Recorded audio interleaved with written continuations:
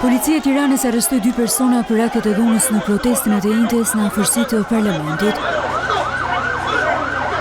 Në Prangaran, Orion Peçi dhe Artemisa Islamaj, të cilët sipas hetimeve të deritanishme kanë pasur rol aktiv në goditjen ndaj punojësve të policisë.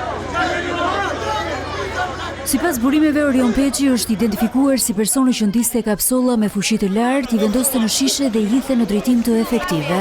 Si pasojë njërit prej këtyre sulmeve, një punojës i forcave shqiponja mbeti i plagosur në kokë. Ndërkohë Artemisa Islamaj dyshohet se siguronte dhe shpërndante kapsollët tek protestuesit e tjerë, të cilët më pas i përdorin kundër forcave të rendit.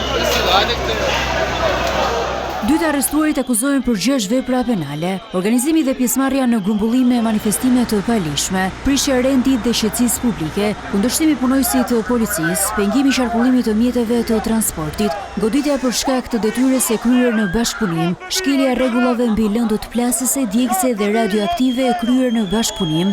Protesta para kuvendit nisi rreth orës 9 e vijoi për afro 8 orë. Gjatë gjithë tubimit pati momente të shumta tensioni ku protestues hodhën vezë, kapsolla dhe sende të forta në drejtim të efektive të policisë, ndërsa forcat e rendit mbajtën të paprekur perimetrin e sigurisë së parlamentit. Përplasjet mes protestuesve dhe policisë u përsëritën në disa momente gjatë ditës, duke shkaktuar edhe dëmtimin e disa efektive në krye të detyrës. Në përfundim të veprimeve policore u shoqëruan gjithsej 32 persona, ndërsa vetëm 2 prej tyre u arrestuan.